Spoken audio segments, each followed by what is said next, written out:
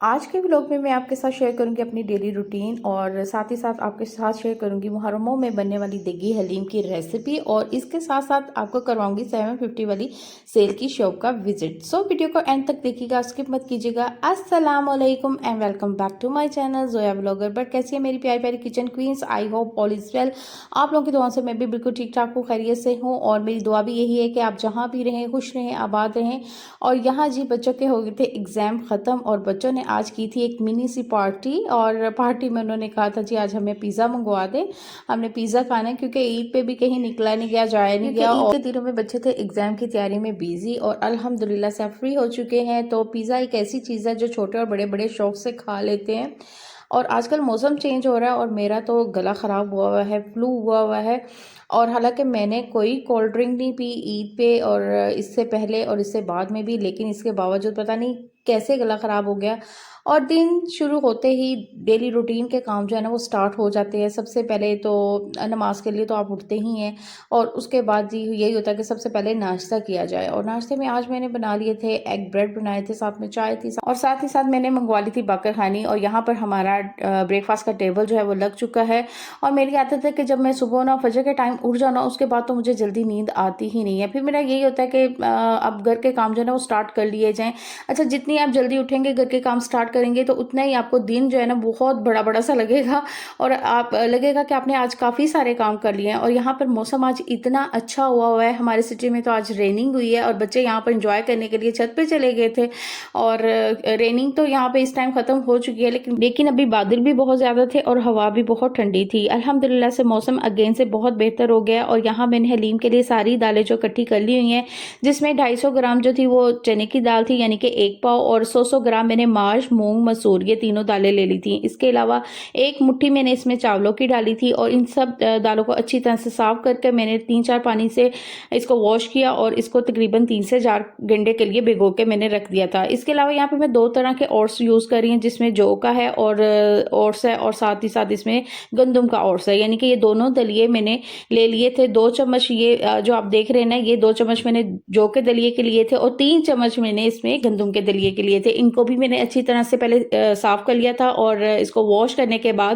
اس میں نے پانی ڈال کر اس کو پکا لیا تھا۔ ایک طرف میں نے اوٹس کو پکنے کے لیے رکھ دیا تھا، تو دوسری طرف جو دالیں میں نے بھگو کے رکھی ہوئی تھی، اس کو بھی تقریباً 4 گھنٹے ہو چکے تھے، اور میں اسی کے پانی سمیت ان دالوں کو نا پریشر کوکر میں ڈال دوں گی۔ اور اس کے بعد میں نے تقریباً 1 سے 1.5 لیٹر کے قریب اس کے اندر پانی ڈالا تھا، اور اس میں تھوڑا سا نمک اور تھوڑی سی ہلدی ڈال کر اس کو ویٹ لگا دیا تھا تقریباً 15 منٹ کے لیے۔ دلیا بھی پکنے کے قریب تھا۔ جب دلیا پک جائے گا تو اس کو میں تھوڑا سا ٹھنڈا کروں گی، اور چوپر میں ڈال کر اس کو بلینڈ کر دوں گی۔ اور اب دالوں کو بھی تقریباً 15 منٹ ہو چکے تھے، اور اس کا میں نے ویٹ جو تھا وہ اٹھا لیا تھا، اور یہ تقریباً گل چکی ہوئی تھی۔ اور اب اس کو بھی تھوڑا سا میں ٹھنڈا کروں گی، اور اس کو بھی بلینڈر میں ڈال کر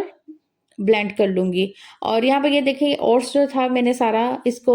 بلینڈ کر لیا ہوا تھا، اور دالیں بھی اسی طرح سے ساری تھوڑی تھوڑی کر کے ڈالوں گی، اور بلینڈ کر کے اس کے اندر مکس کر دوں گی۔ اب یہ دونوں چیزیں میں نے بلینڈ کر لی ہیں، دونوں چیزوں کو اچھی طرح سے مکس کروں گی، اور تقریباً اس کو میں نے 1.5 سے 2 گھنٹے کے لیے ان دالوں کو پکایا تھا۔ دوسری طرف ابھی مسالے کی تیاری کرنی تھی، اس کے لیے میں نے لے لیے تھے 2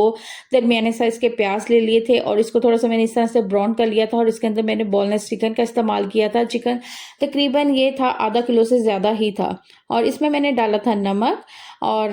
تھوڑا سا، کیونکہ نمک ڈالنے سے یہ ہوتا ہے کہ چکن جو آپ کی چپک رہی ہوتی ہے نا وہ چپکے گی نہیں، نیچے لگے گی نہیں اور ٹوٹے گی نہیں۔ اور ساتھ ہی ساتھ یہاں پر دالیں بھی پک رہی تھی، اور اس کے اندر میں نے گرین چلی جو تھی نا وہ کافی ساری استعمال کی تھی، ساتھ ہی اس کے اندر لہسن بھی تھا، ادرک بھی تھا، گرین چلی تھی، اور تھوڑا سا میں اس کو ڈال کر بھونا تھا، اور ٹماٹر بھی اس طرح سے میں نے چاپ کر کے ڈال دیے تھے۔ یہ مسالے میں اس طرح سے نا بڑے اچھے اس کا مسالہ ایک بن جاتا ہے۔ اور پھر اس میں سپائس ڈالنے کی بات تھی، اس میں ڈالی تھی میں نے ہلدی ڈالی تھی، کٹی ہوئی لال مرچ کا استعمال کیا تھا، اور اس میں نے زیادہ جو ڈالی تھی نا وہ کالی مرچیں ڈالی تھی۔ یہ سوکھا دھنیا کا پاؤڈر ہے، اور یہ زیرہ اس میں ڈالوں گی، اور گرم مسالہ تھوڑا سا ڈالوں گی اس کے اندر، اور کالی مرچیں، بس یہ سپائس ڈالیں گے اس کے اندر، اور اس کے بعد اس کو میں اچھی طرح سے بھونوں گی، اور تھوڑا سا پانی ڈال کر اس کو 10 منٹ کے لیے ویٹ لگا دوں گی۔ چکن جتنا اچھا گلا ہوگا نا اتنے ہی اچھے اس کے ریشے بنے گے، اس لیے میں نے نا اس کے اندر بون لیس چکن کا استعمال کیا تھا، کیونکہ ہڈی والی چکن جو ہے نا اس میں ہڈیاں نکالنے میں کافی دیر لگ جاتی ہے، اور چھوٹی چھوٹی بریک بریک سی ہڈیاں جو اندر آتی ہیں نا کھاتے ہوئے، تو وہ بالکل بھی اچھی نہیں لگتی، تو اس لیے یہاں پہ میں نے بون لیس چکن کا استعمال کیا ہے۔ یہاں پر پر میں نے اچھی طرح سے مسالے کے اندر نا اس کے ریشے کر لیے تھے، اور اب جو دالیں پک رہی تھی اس کے اندر یہ میں نے سارا مسالہ جو تھا وہ ایڈ کر لیا تھا۔ بس اب اس کی پکائی کریں گے اچھی طرح سے، تقریباً دالوں میں مسالہ ایڈ کرنے کے بعد میں نے اس کو 45 منٹ کے لیے پکا دیا تھا، اور 2 ٹیبل سپون بھر کے اس میں نے گرم مسالہ اور 1 ٹیبل سپون اس میں نے کالی مرچ کا استعمال کیا تھا۔ تھوڑا سا اس کے اندر میں نے ڈالا تھا چکن پاؤڈر یا چائنیز نمک بھی ڈال سکتے ہیں، اس کے علاوہ آپ چکن کیوب بھی ڈال سکتے ہیں۔ بس اس کو پکا کر اچھی طرح گھوٹنے کی مدد سے بھی میں نے اس کو گھوٹا تھا، اور یہاں پر زبردستی حلیم ریشے دار ہماری بن کر ریڈی ہو گئی تھی، اور یقین جانے اتنی مزے کی بنی تھی، اتنی مزے کی بنی تھی۔ اور ہمارے تو یہاں پر ہمارے سٹی میں نا بازار میں بالکل اچھی حلیم نہیں ملتی، اور یہ گھر میں اتنی مزیدار بنی تھی، ایسے لگ رہا تھا کہ یہ دے کی حلیم ہے۔ اور ہم نے بھی اس حلیم کو نان اور رائس دونوں کے ساتھ بہت مزے لے کے کھایا۔ اس کے بعد میں مارکیٹ چلی گئی تھی، آج موسم بہت اچھا تھا، بادل بہت زیادہ آئے ہوئے تھے، ٹھنڈی ہوائیں چل رہی تھی، اور یہاں پہ میں پہنچ گئی تھی 750 والی شاپ پہ۔ یہ نیولی ہماری سٹی میں شاپ اوپن ہوئی ہے، اور یہاں پہ ہر چیز جو تھی نا وہ 750 میں مل رہی تھی۔ اور جی میری پیاری پیاری بہنوں سے ریکویسٹ ہے کہ اگر چینل پہ نہیں ہے تو چینل کو سبسکرائب کر دیا کیجیے، اور ویڈیو کو زیادہ سے زیادہ لائک اور شیئر کیا کیجیے، اور ایک پیارا سا کمنٹ بھی کر دیا کیجیے، کیونکہ آپ کے کمنٹ پڑھ کے مجھے بہت خوشی ہوتی ہے۔ اور یہاں پر یہ بچوں کی سینڈلز بہت زیادہ لگی ہوئی تھی، بہت زیادہ ورائٹی تھی سینڈلز میں بھی، اور اس کے علاوہ بچوں کی یہ سافٹی بھی مجھے بہت پیاری لگ رہی تھی، یہ گولڈن کلر میں بھی تھی اور سلور کلر میں بھی تھی۔ اس کے علاوہ بوائز کے لیے بھی سینڈلز، شوز اور ہر طرح کی ان کی بھی ورائٹی تھی، اور بچیوں کے لیے بھی کافی ورائٹی تھی۔ شادی بیاہ میں پہننے والے جو جوتے ہمیں چاہیے ہوتے ہیں نا ہیل والے، اس میں کافی ورائٹی تھی، اور ہینڈ بیگ میں بھی کافی ورائٹی تھی۔ اور یہاں پر ساتھ میں نا 750 میں کلاک بھی لگے ہوئے تھے، اور میں اس کی ڈیزائننگ دیکھ رہی تھی کلاک میں، یعنی کہ کچھ تو مجھے اچھے لگ رہے تھے، اور کچھ لگ رہا تھا کہ تھوڑے سے ڈیزائن جو ہے نا، جیسے کہ یہ ڈیزائن تھوڑا سا مجھے لگ رہا تھا کہ پرانا ہو چکا ہے، اور اسی طرح کا ایک یہ اس میں کلر چینج تھا۔ یہ والا ڈیزائن مجھے اچھے بھی لگے کلاک میں، لیکن میرے لیے نہیں کیونکہ ابھی مجھے ضرورت ہی نہیں تھی، اور ہینڈ بیگ کے بھی کلر اور ڈیزائن مجھے اچھے لگ رہے تھے۔ اور اس کے علاوہ ان کے پاس نا 750 میں بچوں کے لیے کپڑے بھی تھے،